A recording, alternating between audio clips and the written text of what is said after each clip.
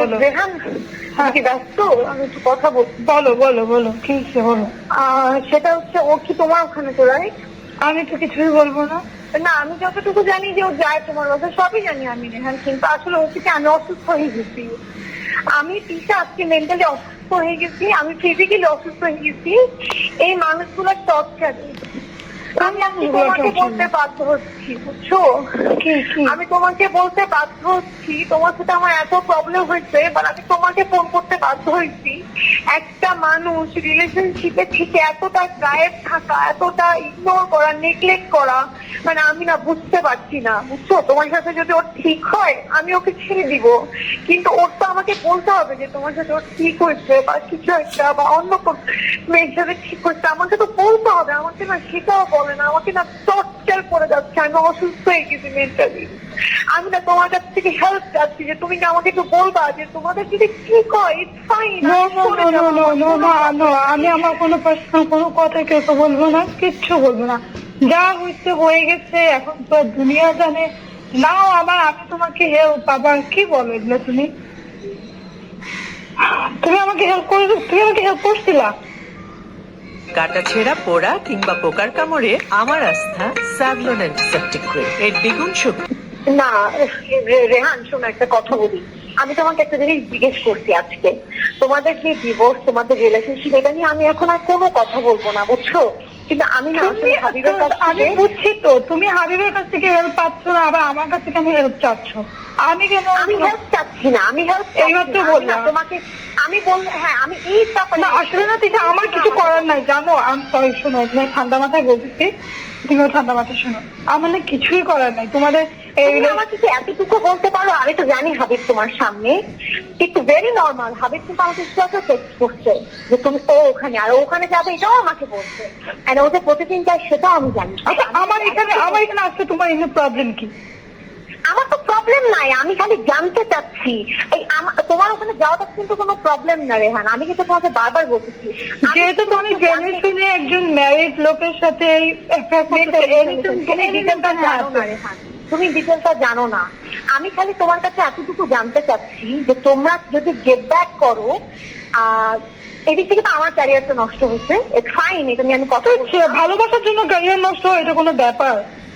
এটা কোনো ব্যাপার না, কিন্তু যদি দেখি ওই মানুষটা আমাকে ভালোবাসে নাই, আমাকে ইউজ করছে, তুমি আমাকে বলছিলা যে এই মানুষটা ভালোবাসার মতো না, এই মানুষটা ইউজ করার মতো।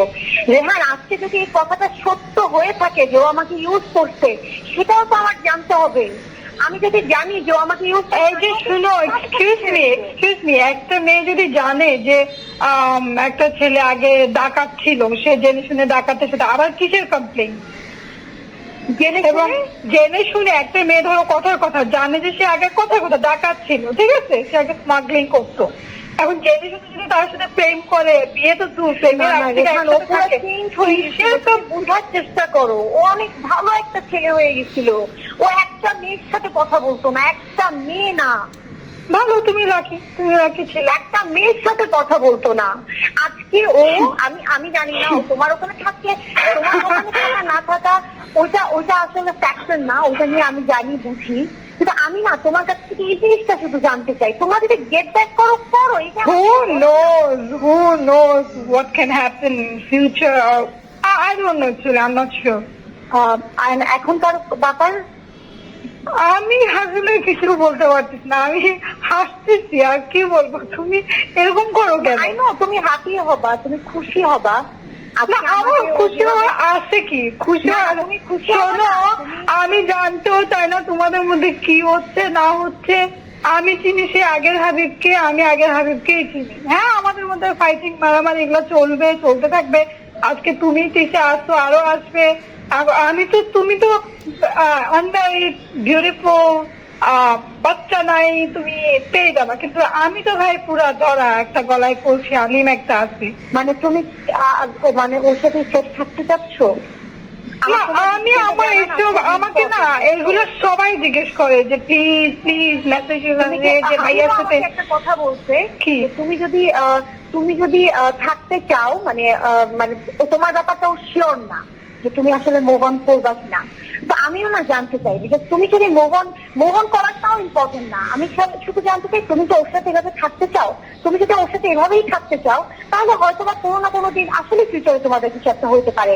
আমার না এটা ক্লিয়ার হওয়া দরকার, বিকজ আমি না মেন্টালি অনেক টর্চার হচ্ছি, তো অনেক টর্চার হচ্ছি।